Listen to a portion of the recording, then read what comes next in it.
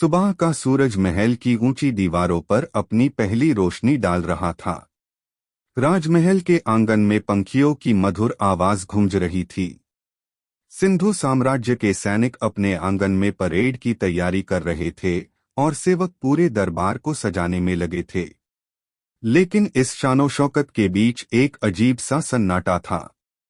सम्राट विक्रमदेव, जो अभी 1 साल पहले ही विजयी योद्धा के रूप में पूरी दुनिया के सामने उभरे थे, अपने कक्ष में बेचैन थे। उनके चेहरे पर पहली बार एक अजीब सी कमजोरी दिखी। वो तख्त पर बैठने की जगह अपने शयन कक्ष में बिस्तर पर पड़े ह्युदा। उनके पास सेविका पानी लेकर आई और धीरे से बोली, महाराज, आप ठीक तो हैं?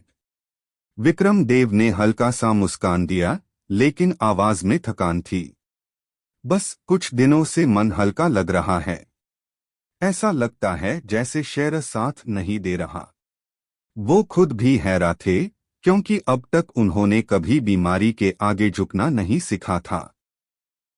उनका शरीर तलवार की तरह मजबूत था, लेकिन अब उन्हें महसूस हो रहा था कि अंदर ही अंदर कोई ताकत कम हो रही है। बाहर आंगन में सैनिक की आवाज आई, शंख बजने लगे, जो हर सुबह राजमहल की परंपरा थी।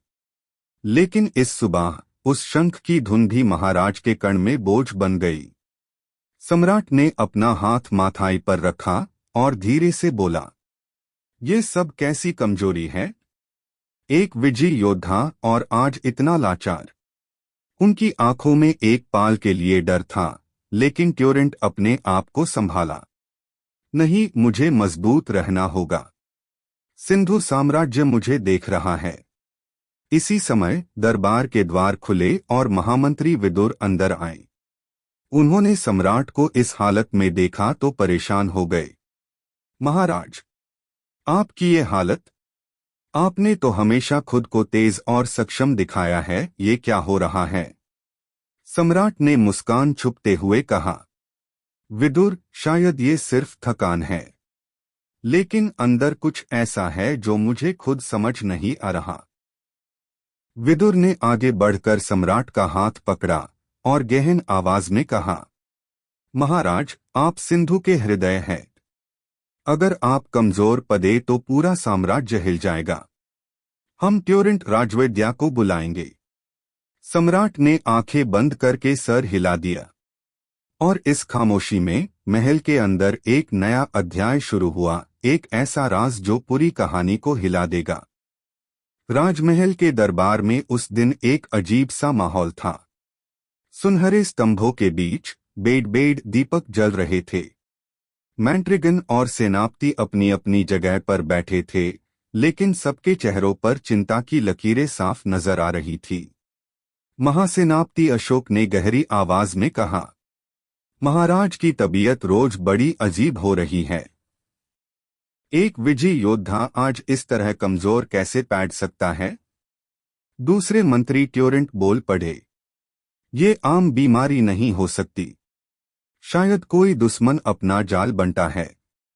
मुझे लगता है कि महल के अंदर ही कोई गद्दार छुपा है। सबकी नजरें एक पाल के लिए विदुर पर टिक गई, क्योंकि वही हमेशा महाराज के सबसे करीब रहता था। दरबार में फुसाफुसी शुरू हो गई। विदुर ही तो हमेशा महाराज के साथ होते हैं, कहीं उन्हीं की वजह से तो ये सब नहीं? विदुर की आंखें गुस्से और दुख से भर गई। उन्होंने मजबूती से कहा, मैं अपना सर कटा दूंगा, पर महाराज के प्रति विश्वास को कभी नहीं तोड़ूंगा। मुझे शक करना आसान है, लेकिन सच बहुत गहरा है। दरबार में एक पाल के लिए सन्नाटा छा गया। हर कोई एक दूसरे को देख रहा था, जैसे सबको किसी बड़े तूफान की आहट हो रही हो। उसी समय द्वारपाल ने आकार घोषणा की, राजवैद्या प्रवेश कर रहे हैं। दरबार के प्रवेश द्वार से राजवैद्या सेफ वस्त्र और झोली लेकर अंदर आए। उन्होंने दरबार के बीच खड़े होकर कहा, महाराज की कमजोरी एक सामान्य रोग नहीं है। ये शरीर पर हुआ कोई प्रचंड आक्रमण लगता है, जिसे समझना आसान नहीं होगा। सभी मंत्री और सेनापति एक दूसरे को देखकर चौंक गए। दरबार की भित्ति पर जलती मशालों की रोशनी अब और भी भयानक लगने लगी। और इसी के साथ एक नया डर पैदा हुआ। अगर महाराज की बीमारी के पीछे सच में कोई गद्दार है, तो वो दरबार में ही बैठा हो सकता है। राजमहल के अंतर कक्ष में घंटी बजती है। राजवैद्या सेफ्ट पोशाक और तिलक लगाए अपने साथ एक पुरानी दवाइयों का पत्र लेकर सम्राट के कक्ष में प्रवेश करते हैं। उनकी आंखों में चिंता भी है और कुछ और एक ऐसा रहस्य जिसे वो छुपाना चाहते हैं। विदुर ट्यूरेंट उनके सामने जाकर खड़े हो जाते हैं। राजवैद्या जी, महाराज की तबीयत दिन बीए दिन गिर रही है। हमें ट्यूरेंट इसका कारण समझना होगा। राजवैद्या सम्राट के नजदीक झुकते हैं, नब्ज पकड़ते हैं और एफआईआर धीरे से कहते हैं। ये साधारण बीमारी नहीं है महामंत्री। महाराज के शरीर में एक ऐसी विषाक्त ताकत घुस गई है जो सामान्य औषधियों से नहीं निकल सकती। ये मानव विष नहीं है। सभी कक्ष में सन्नाटा छा जाता है। सम्राट विक्रमदेव, जो खुद भी अपनी कमजोरी से हैरान थे, उनका चेहरा सख्त हो जाता है। तुम कहना क्या चाहते हो राजवैद्या? राजवैद्या नीचे नजर करते हुए बोलते हैं। महाराज, आपको किसी ने अंदरूनी रूप से धोखा दिया है। ये कोई साधारण रोग नहीं, ये विष है और ऐसा विष सिर्फ कोई अपना ही दे सकता है। विदुर के चेहरे पर हैरानी और गुस्सा दोनों एक साथ उभरते हैं। उनके मन में ट्यूरेंट सवाल उठता है, तो क्या राजमहल के अंदर ही कोई गद्दार है? सम्राट ने अपना बोझिल सर उठाया, आंखें लाल हो गई थी। विष मतलब कोई मुझे धीरे धीरे मार रहा है, अपने ही महल के अंदर से। राजवैद्या ने गहरी सांस ली और एफआईआर धीरे से कहा, जी महाराज। और सबसे बड़ी बात यह है कि ये विष बहुत हाई रेयर है, जो केवल राजकोट के उत्तर में प्राचीन वन से मिलता है। वहां से बिना राजा के हुक्म के कोई नहीं ला सकता। अब इस बात ने महल में बिजली गिरा दी। विदुर का चेहरा और सख्त हो गया। यानी गद्दार के पास शक्ति और पहुंच दोनों है। आपके करीबी लोगों में से ही कोई हो सकता है महाराज। सम्राट के होठों पर एक कठोर मुस्कान आई।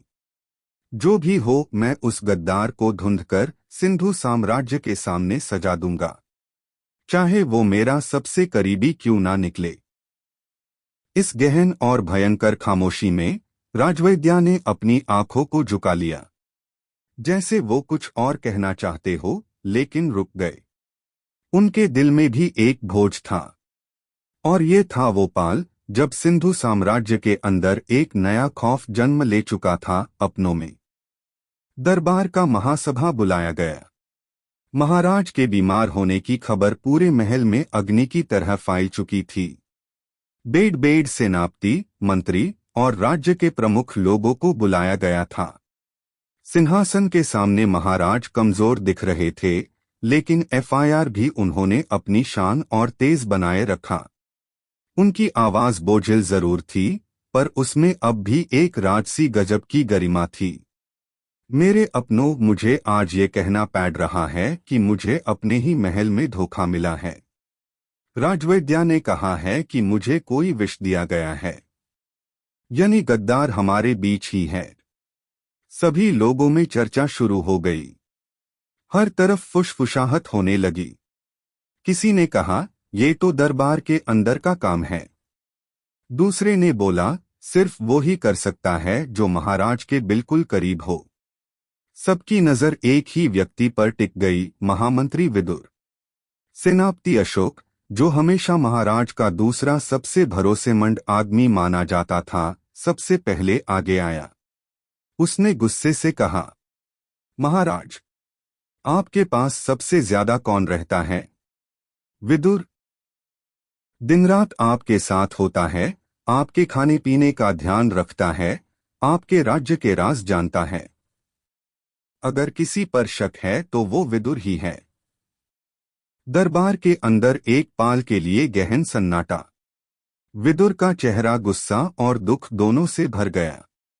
उसने त्वरित जवाब दिया, सेनापति, तुम मुझ पर ऐसा कलंक कैसे लगा सकते हो? मैं अपना पूरा जीवन महाराज और सिंधु साम्राज्य की सेवा में अर्पित कर चुका हूं। अगर मैं गद्दार होता तो क्या आज तक राज्य सुरक्षित खड़ा होता? लेकिन अशोक एफआईआर से आगे बढ़कर बोलता है, सबूत चाहिए विदुर। तुम्हारी वफादारी के लिए शब्द काफी नहीं। हमने देखा है कि आप ही महाराज के भोजन और औषधि पर नजर रखते हो, और अब विष की बात सामने आ रही है तो सबसे पहला शक तुम पार हाय जाएगा। महाराज ने आंखें बंद करके गहरी सांस ली। उनके चेहरे पर दर्द था, एक तरफ उनका सबसे पुराना दोस्त विदुर और दूसरी तरफ अशोक जैसे भरोसेमंद सेनापति का आरोप। दरबार के सारे लोग अब फुसफुसाहट करने लगे। शायद विदुर ही है, उसके पास सब कुछ एक्सेस है, कोई और इतना करीब कैसे हो सकता है? विदुर ने अपनी आवाज बुलंद की, आंखें भरी हुई थी। महाराज, मुझे अपने आप को दोषमुक्त करने का अवसर दीजिए। मुझ पर आरोप लगाना आसान है, पर सत्य अलग है। मैं आपका लॉयल सेवक था, हूं और रहूंगा। लेकिन अशोक चालक मुस्कान के साथ विदुर की तरफ देखता है, जैसे उसके मन में जीत की भावना हो। और यही ऑडियंस के लिए पहली बड़ी चाल चल दी गई। असली गद्दार अशोक था, पर शक विदुर पर डालकर उसने दरबार को तोड़ने की कोशिश शुरू कर दी। दरबार में आरोपों का तूफान अभी भी गूंज रहा था। सेनापति अशोक की बातों से लोगों के दिल में शंका पैदा हो चुकी थी। महाराज कमजोर थे, लेकिन उनकी आंखें सब कुछ देख रही थी। विदुर सिंहासन के सामने खड़ा था, उसका चेहरा लाल हो चुका था, गुस्से से नहीं बल्कि अपमान के दर्द से। उसने अपने दोनों हाथ जोड़कर महाराज के सामने गहरी आवाज में कहा, महाराज, ये आरोप मेरे दिल को छिड़ जाते हैं। मैंने अपना जीवन सिंधु साम्राज्य के लिए समर्पित किया है। अगर आज मुझे गद्दार कहा जा रहा है तो ये मेरी सबसे बड़ी हार होगी। मैं प्रतिज्ञा करता हूं, चाहे अपनी जान क्यों ना देनी पड़े, मैं असली गद्दार को ढूंढकर सबके सामने लाऊंगा। दरबार के अंदर एक बार फिर सन्नाटा छा गया। हर किसी की नजर विदुर पर थी। उसकी आवाज में दर्द के साथ वो वफादारी भी थी जिसे कोई भी आसानी से झूठ नहीं कह सकता था। सेनापति अशोक ने हाँ में हाँ मिलाते हुए चालक मुस्कान छुपाई और बोला, ठीक है विदुर, अगर तुम सच में निर्दोष हो तो असली गद्दार को पकड़कर लाना तुम्हारी जिम्मेदारी है। महाराज ने कमजोर आवाज में विदुर की तरफ देखा। उनकी आंखों में भरोसा था, लेकिन दिल में दर्द भी। विदुर, मैं तुम पर आज भी विश्वास करता हूं, लेकिन राज्य के सामने सत्य भी लाना होगा। जाओ और सच्चाई को सामने लाओ। विदुर ने अपना हाथ सिंहासन के पास जमीन पर रखा और कसम खाई, मैं विदुर, सिंधु साम्राज्य के इस पवित्र सिंहासन की शपथ लेता हूं, असली गद्दार को मैं अपने हाथों से पकड़कर आपके चरणों में लाऊंगा। चाहे मुझे अंधेरों का सामना करना पड़े, चाहे अपनी जान दांव पर लगानी पड़े। उसके शब्द दरबार के हर कोने में गूंज उठे। कोर्ट के लोग चुप हो गए। कुछ के चेहरे पर संवेदना थी, कुछ के चेहरे पर शक, और एक के चेहरे पर छुपी हुई विजय। सेनापति अशोक। विदुर ने पलटकर दरबार की सीढ़ियों से बाहर कदम रखा और कैमरा उसके गुस्से, दुख और दृढ़ संकल्प को कैप्चर करता है। ये था उस सफर का आरंभ, जहां वो अपना नाम साफ करेगा और असली गद्दार की सच्चाई के खुलने का रास्ता बनेगा। रात का अंधेरा सिंधु नगर पर छाया था। महल के बड़े द्वार बंद थे, लेकिन महल के एक कोने में मशाल की रोशनी धीरे से झलक रही थी। सेनापति अशोक अपने कक्ष में अकेला बैठा था। उसके चेहरे पर एक ऐसी मुस्कान थी जो दरबार में कभी किसी ने नहीं देखी थी। वो धीरे से अपने मन में बोला, सब विदुर पर शक कर रहे हैं और यही मेरी सबसे बड़ी जीत है। जब तक उनकी नजर विदुर पर है, तब तक कोई मुझ पर कभी शक नहीं करेगा। उसने अपने सामने एक पुराना कागज खोला, एक गोपनीय संदेश। संदेश में लिखा था, सम्राट को कमजोर बनाए रखो। उनका शरीर टूटेगा तो राज्य अपने आप टूट जाएगा। अगला कदम होगा सिंधु के खिलाफ विश्वासघात। अशोक की आंखें चमक उठी। उसने अपने पास राखी छोटी सी शीशियां उठाई जिसमें कुछ विष मिला था। ये राज सिर्फ मुझे पता है। दिन बीए दिन महाराज कमजोर होते जाएंगे और सबको लगेगा कि विदुर इसके पीछे हैं। जब समय सही होगा मैं ही नया सम्राट बनूंगा। बाहर से एक सैनिक धीरे से अंदर आया। उसने झुककर कहा, सेनापति जी, मैंने वही काम कर दिया है जो आपने कहा था। राजविद्या तक आपका संदेश पहुंच गया है। अशोक ने हाँ में सर हिलाया और उसकी मुस्कान और गहरी हो गई। अंधेरा मेरा दोस्त है और सत्या मेरा शत्रु। मशाल की रोशनी में उसका चेहरा एक शैतान की तरह चमक रहा था। सुबह का समय। राजमहल के बाहर सिंधु नगर में लोग अपने दिन की शुरुआत कर रहे थे, लेकिन विदुर के लिए ये दिन अलग था। वो अपने घोड़े पर सवार नगर की गलियों से गुजरता जा रहा था। उसके साथ 2 वफादार सैनिक भी थे। उसका चेहरा कठोर था, आंखों में दृढ़ संकल्प। उसने सोचा, मुझे असली गद्दार को ढूंढना ही होगा। ये सिर्फ मेरी इज्जत का सवाल नहीं बल्कि सिंधु के भविष्य का प्रश्न है। अगर सम्राट कमजोर होते गए तो राज्य बिखर जाएगा, और अगर लॉगऑन का भरोसा मुझ पर से उठ गया तो मैं इतिहास के पन्ने में सिर्फ एक गद्दार के रूप में याद किया जाऊंगा। विदुर बाजार में रुकता है। वहां लोग गुफ्तागू कर रहे होते हैं। कुछ कहते हैं महाराज जल्दी ठीक हो जाएंगे, कुछ कहते हैं उनकी बीमारी गद्दारी का नतीजा है। एक बुढ़िया विदुर को देखकर कहती है, बेटा, तू हमेशा सम्राट के साथ रहा है। लोग तुझे गद्दार कह रहे हैं, लेकिन मेरा दिल मानता है कि तू सच्चा है। विदुर ने बुढ़िया के पैर छुए और कहा, मैं सत्या लेकर ही वापस आऊंगा। ये मेरी शपथ है। फिर वो नगर के एक पुराने मंदिर के पास रुकता है। उसके वफादार सैनिक पूछते हैं, महामंत्री जी, हम इधर क्यों आए हैं? विदुर ने मंदिर के अंदर देखते हुए कहा, यहां एक पुराना दोस्त है जो कभी राजविद्या का शिष्य रहा है। शायद उसके पास वो राज हो जो मुझे ढूंढना है।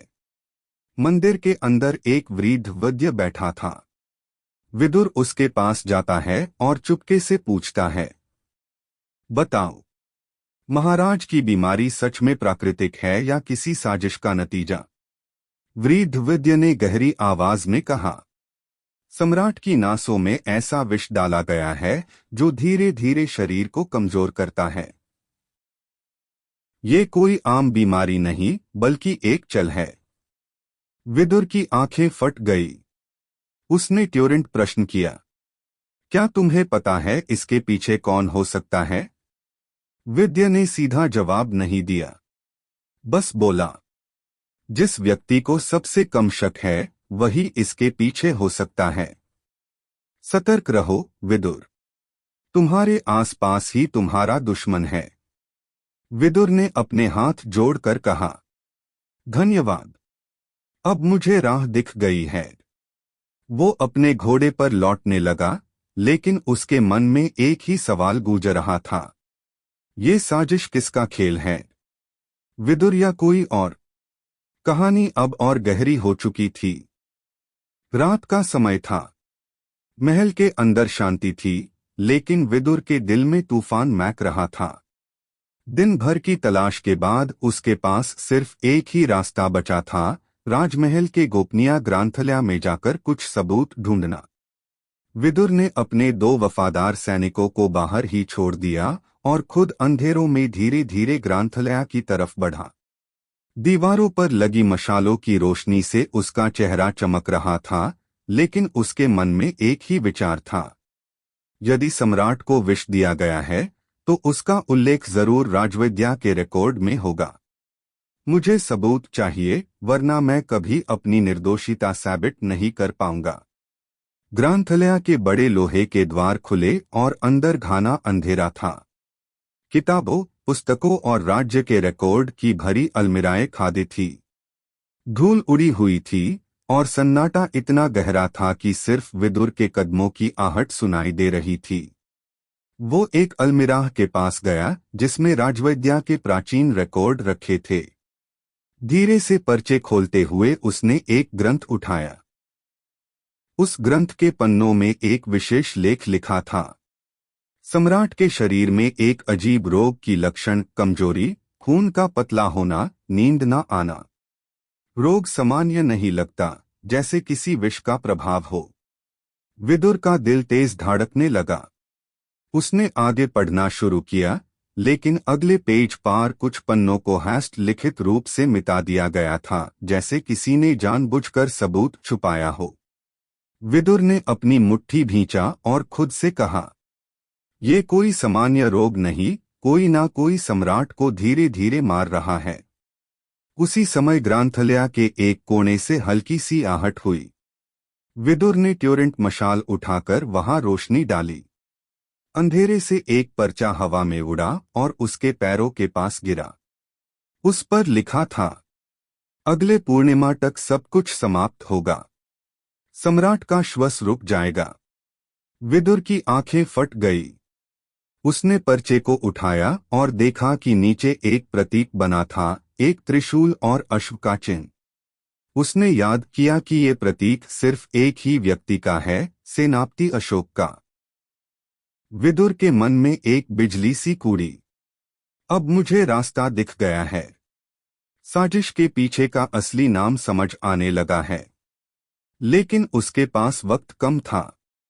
उसने पर्चे को अपने वस्त्र के अंदर छुपाया और ग्रंथालय से बाहर निकलने लगा। तभी पीछे से एक तेज हवा का झोंका आया और मशाल बुझ गई। पूरे अंधेरे में एक आवाज गूंजी, विदुर, जो सत्या ढूंढ रहा है वो तुझे खुद ले डूबेगा। संभल जा, वरना इस राज्य में तुझे सिर्फ गद्दार कहकर याद किया जाएगा। विदुर ने तलवार खींची, लेकिन सामने कोई नजर नहीं आया। बस एक खुशबू जैसे जहर और धुएं का मिश्रण हो हवा में फैल गई। उसने अपने मन में कहा, चाहे दुनिया मुझे गद्दार कहे, पर मैं सच का पर्दा जरूर फाड़ूंगा। अब मेरा लक्ष्य साफ है, अशोक के खिलाफ सबूत इकट्ठा करना। विदुर रात के अंधेरे में बाहर निकला। उसका चेहरा कठोर था, आंखों में एक नई आग थी। ये आंदोलन अब सिर्फ एक मंत्री और सेनापति का टकराव नहीं रहा, बल्कि सिंधु नगर की अस्तित्व की लड़ाई बन चुका था। राजमहल का शंख बजता है। बड़े दरबार हॉल के द्वार खुलते हैं और अंदर सिंधु साम्राज्य के मंत्री, सेनापति और सैनिक इकट्ठे होते हैं। दीवारों पर झिलमिलाती मशालें, उनके बीच एक माहौल है शंका और घबराहट का। तख्त पर बैठते हैं सम्राट विक्रमदेव, कमजोर लेकिन अब भी अपनी शान और तेवर के साथ। उनकी आंखें गहरी है, जिसमें थकान भी है और दृढ़ता भी। महामंत्री विदुर आगे बढ़ते हैं। उनकी आवाज गुनगुनाती है हॉल में, सम्राट, अब समय आ गया है कि हम असली गद्दार को पहचानें। 1 साल से आपकी तबीयत कमजोर होती जा रही है। राजविद्या के अनुसार ये प्राकृतिक बीमारी नहीं, बल्कि विष का असर है। और उस विष को आप तक लाने वाला कोई अंदर का ही व्यक्ति है। दरबार में शोर मचता है। सैनिक और मंत्री आपस में गुफ्तागू करते हैं। सबकी नजर विदुर पर जाती है, जैसे सबको वही गद्दार लगता हो। लेकिन विदुर एकदम से दूसरी दिशा में इशारा करते हैं। उनकी उंगली सीधा उठती है सेनापति अशोक की तरफ। विदुर की आवाज तेज हो जाती है, गद्दार मैं नहीं, ये है सेनापति अशोक। ये वो व्यक्ति है जिसे हम सबने विश्वास दिया, जिसे हमने अपना रक्षक माना, लेकिन असल में यही शत्रु निकला। पूरे दरबार में सन्नाटा छा जाता है। हर नजर अशोक पर टिक जाती है। अशोक खड़ा होता है, उसके चेहरे पर अब भी विश्वास का नकाब है। महाराज, ये सब झूठ है। विदुर अपनी इज्जत बचाने के लिए मुझे दोषी बना रहा है। मैंने अपनी पूरी जिंदगी सिंधु के लिए लड़ाई लादी है। क्या आप मुझे गद्दार मानते हैं? सम्राट विक्रमदेव अपनी लाठी तख्त के पास ठोकते हैं। उनका सुर अभी भी राजसी है। शांति। हम अपने दरबार को राज्य के कचहरी में बदलते नहीं देखना चाहते। वो गहरी सांस लेते हैं, फिर विदुर और अशोक दोनों की तरफ देखकर बोलते हैं। सच क्या है, इसका फैसला हम तुरंत नहीं करेंगे। हम एक दिन का समय देते हैं। विदुर, अगर तुम्हारे पास सबूत है तो कल तक लेकर आओ। और अशोक, अगर तुम सच्चे हो तो अपना पाकपन साबित करो। सबकी सांसें अटक जाती है। विदुर के चेहरे पर दृढ़ता है। अशोक के चेहरे पर एक हल्की सी घबराहट, जो वो छुपाने की कोशिश करता है। दरबार खामोश है, लेकिन हवा में एक जैंग की खुशबू है, एक जैंग जो तलवारों से नहीं, सत्या और विश्वास से लादी जाएगी। अगली सुबह राजमहल के दरबार हॉल में एक भरी सन्नाटा है। शंख की हल्की गूंज अब भी कहीं दूर से सुनाई देती है। सम्राट विक्रमदेव तख्त पर बैठते हैं, आंखें गहन और सोच में डूबी हुई। महामंत्री विदुर आगे बढ़ते हैं, हाथ में एक पुराना पत्र और कुछ घंटी जैसे छोटे डब्बे। उनकी आवाज हॉल में गूंजती है। महाराज, हमने जो शंका थी उसका सबूत हमारे सामने है। ये पत्र और ये वास्तु वो सबूत है जो असली गद्दार का चेहरा दिखाते हैं। दरबार में सबकी सांसें अटक जाती है। सेनापति अशोक के चेहरे पर अभी भी विश्वास का नकाब है, लेकिन आंखों में छुपी घबराहट थोड़ी और गहरी हो गई है। विदुर धीरे से पत्र खोलते हैं और दरबार के सामने पेश करते हैं। पत्र पर अशोक के हाथ और कुछ रहस्यमय लक्षण हैं, उनकी असली चल और प्लान का प्रमाण। विदुर की आवाज अब सख्त है। महाराज, ये है असली सच। अशोक ने विष का प्रबंध किया और अपनी चल से हमारे राज्य को खतरे में डाला। सबूत यही है। अशोक खुद को रोक नहीं पाता और उसके चेहरे का नकाब गिरता है। उसकी आंखें घबराहट और दार का संगम दिखाती है। वो जोर से बोलता है, ये सब मिथ्या है। मैंने कभी सिंधु के विरुद्ध कुछ नहीं किया। सम्राट विक्रमदेव एक पाल के लिए चुप रहते हैं, तख्त पर गहरा विचार करते हुए। फिर उनका सुर राजसी और सख्त है। अशोक, सच या झूठ का फैसला हमारे सामने है। विदुर ने सबूत पेश किया है। हम तुरंत फैसला करेंगे। अगर तुम सच्चे हो तो अपने आप को साबित करो। दरबार में खामोशी है। सैनिक और मंत्री आपस में धीरे धीरे फुसा कर बातें करते हैं, लेकिन सबकी नजर अशोक और विदुर पर टिक गई है। अशोक के चेहरे पर अब सच और डर दोनों का मिलन है। वो धीरे से हाथ उठता है और पत्र के साथ मिलकर विदुर के सामने अपना मुद्दा रखने की कोशिश करता है। हवा में एक जैंग का एहसास है। ये जैंग तलवारों से नहीं, सत्या और विश्वास से लादी जाएगी। सबको अब ये देखना है कि कौन सच में सिंधु का रक्षक है और कौन असली शत्रु। दरबार में एक गहरी खामोशी छा गई है। राजमहल की मशालें हल्की सी झिलमिलाती है, लेकिन उनकी रोशनी भी अब टेंशन और सच्चाई के बोझ से कम लगती है। सम्राट विक्रमदेव तख्त पर खड़े हो जाते हैं। उनकी आंखें तेवर और दृढ़ता से भरी हुई है, पर उनकी सांस अब भी धीमी है, जैसे एक बड़े फैसले का बोझ उनके कंधों पर है। विदुर आगे बढ़ते हैं, हाथ में सबूत रखे हुए। उनकी आवाज हॉल में गूंजती है। महाराज, असली गद्दार का चेहरा सामने है। अशोक ने विष का प्रबंध किया और अपने चल से हमारे राज्य को खतरे में डाला। अशोक के चेहरे का विश्वास का नकाब गिरता है। उसकी आंखें घबराहट और दार का संगम दिखा रही हैं। वो जोर से बोलता है, महाराज, ये सब झूठ है। मैंने कभी सिंधु के विरुद्ध कुछ नहीं किया।